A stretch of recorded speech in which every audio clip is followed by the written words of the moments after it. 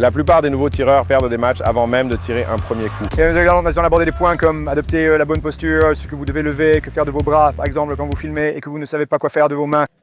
Et nous allons passer en revue une courte liste de choses que nous avons tous vues. Nous faisons cela depuis longtemps et nous avons vu d'innombrables erreurs. Nous allons donc aborder les principales que nous rencontrons et nous espérons que cela vous aidera à les éviter. Placement du sac. Un nouveau tireur voit ce bel appui, grand et large. Ils vont arriver avec leur sac et ils vont le poser de côté. Il y a beaucoup de rebonds ici, d'avant en arrière. Maintenant, la meilleure façon de faire est de maximiser la surface de contact. Donc, vous voudriez le tourner de cette façon. Il y a beaucoup moins d'oscillations de haut en bas. Des cibles à repérer, la concurrence à la chasse. Vous savez que vous êtes en train d'observer aux jumelles. Vous voyez un cerf ou un élan traverser une petite clairière dans les bois. Concentrez-vous, repérez-le à l'œil nu, saisissez-le et ensuite vous pourrez prendre votre arme. Si vous quittez vos optiques et allez directement à votre arme, vous regardez le flanc de la montagne et c'est parti. Idem pour les cibles. Donc, j'aime une référence à l'œil nu. Ce n'est pas la cible car en une minute, une cible pourrait être blanche. La lumière peut changer, les ombres, les nuages, n'importe quoi. Je veux que vous puissiez regarder là-haut et en une seconde dire cible 1, 2, 3, rocher, arbre, clairière, herbeuse. Gravez ça dans votre esprit pour que ce soit une seconde nature quand le temps presse. Réglez votre première cible sur votre pas de tir, soyons honnêtes. Si vous avez une cible à 400 mètres et que vous oubliez de régler votre lunette, vous restez à 0, c'est instantanément un échec. Cela pourrait se transformer en plusieurs échecs jusqu'à ce que vous réalisiez que vous n'avez jamais réglé cette première cible. Quand vous arrivez sur un pas de tir, la première chose que j'aime faire est de vérifier mes données. Je ne me soucie pas du tir sur le parcours, je passe juste en revue les cibles, les distances et j'utilise mon calculateur balistique pour mes données. Ensuite, j'aime régler ma première cible. C'est nerveux, oui, mais c'est donc je vais physiquement aller au fusil et je vais régler les nerveux. Quand ce sera mon tour de tirer et que le RO demandera, comprenez-vous le parcours de tir, c'est aussi une bonne occasion de vérifier à nouveau et de s'assurer que votre première cible est réglée. Mauvais remplissage de sac. Donc, idéalement, pour un sac de support avant, il vous faut un remplissage lourd comme ce sable granuleux. Ce sac est plutôt rempli d'un rembourrage léger en polyester. Vous aurez bien plus de stabilité avec ce sable car vous pouvez y plonger la main, saisir l'arme et le sac, les solidariser et ça ne glisse pas. Un matériau comme celui-ci est beaucoup plus fluide et ne se solidarise pas autant. Pour un sac soutien frontal, choisissez un matériau lourd comme du sable ou un remplissage en verre, quelque chose de bien solide. Et ensuite, pour vos sacs arrière, optez pour un rembourrage en polypropylène léger. C'est rare de voir des expérimentés faire ça, mais les débutants le font souvent. Ils tiennent le mauvais côté de la cible. Vous serez sur le verre et vous ferez « Oh là, qu'est-ce que c'était? » Quand un gars tire, vous saurez exactement ce que c'est, car la balle est partie de l'autre côté et a dérivé vers le bas. Et puis d'habitude, même les débutants se diront « Oh, j'ai fait la mauvaise chose. » Donc la cible est ici, le vent vient de ce côté, de gauche à droite, visez à gauche, laissez votre balle dériver dans la cible. C'est simple. Je sais que beaucoup de gens en rient, mais on le voit arriver. Choisir le mauvais équipement pour ce travail. Vous pouvez voir cette baignoire juste ici, elle est vraiment très rebondissante. Vous ne voudriez absolument pas y aller. And shoot this stage with just a front bag, you're gonna get a lot. Pour éviter tout mouvement indésirable dans la carabine. Ou alors, je recommanderais d'utiliser cette configuration avec un trépied à l'arrière et un bipied à l'avant car elle est extrêmement basse, ce qui vous permet de vous surélever un peu plus du sol. Cela assure 2 points de contact très solides et minimise ainsi efficacement le rebond frontal.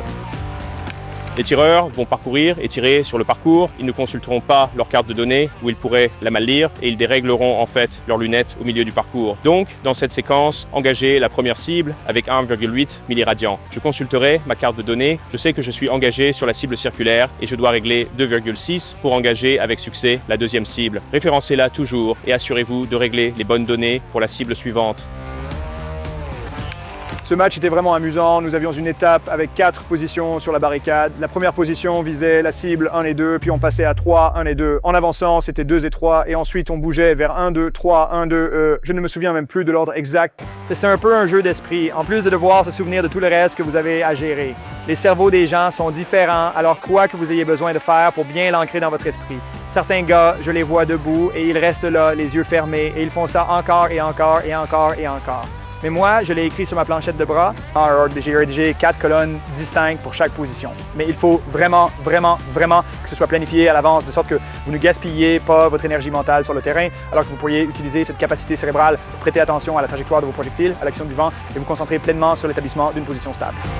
Vous pourriez choisir les mauvais pieds pour le support. C'est du métal très glissant. Ça a tendance à glisser partout et sous le recul, c'est assez difficile de le maintenir stable, alors qu'un bipied avec des pieds en caoutchouc, comme ceux-ci, adhère et accroche vraiment bien. Ça vous donne beaucoup plus de traction.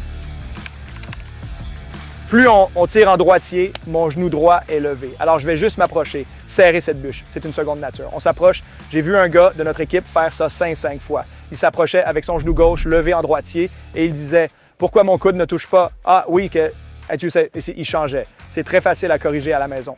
Sautez derrière votre canapé, votre table basse, une chaise de cuisine. Levez-vous, prenez position, levez-vous, prenez position. Si vous arrivez un peu maladroit et que vous vous reprenez pour aller à la bonne position, vous avez perdu du temps. L'autre inconvénient, c'est si vous arrivez mal, que c'est un peu maladroit et que vous ne le corrigez pas, vous n'êtes pas aussi stable. Dès qu'une chose tourne mal, le rythme cardiaque s'accélère un peu. Peut-être faire autre chose. Maintenant que tu t'en vas, la panique commence à monter. C'est une catastrophe totale. Et elle est une prise important de Bankenair pour les lunettes. J'utilise généralement un grossissement de 20 à 25. Vous devez le régler sur un grossissement confortable afin de trouver les cibles. Si vous êtes trop zoomé, cela réduit votre champ de vision, rendant les choses plus difficiles. Ne prenez pas l'habitude de vous mettre en position de tir si vous ne trouvez pas la cible, en passant du temps à chercher dans la lunette.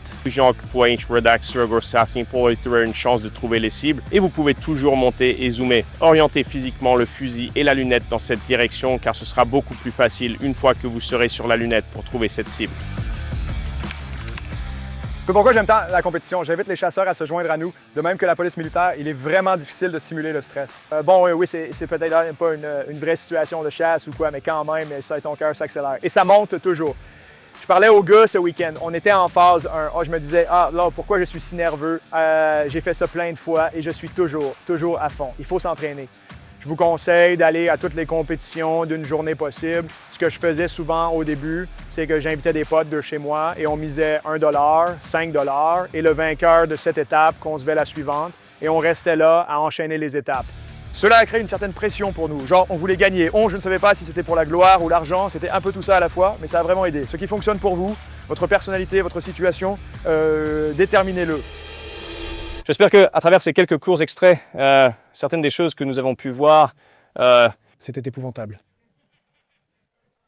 Le mien était nul, le tien était nul. Bad, tu es notre dernier espoir, mon pote. Non, c'est comme contagieux quand tout le monde commence à déconner. Respire un bon coup. Exactement. Allez tout le monde. J'espère que les conseils que nous avons partagés vous seront utiles pour votre prochain match. Alors, bonne chance et amusez-vous bien. Déchirez tout. C'était bien.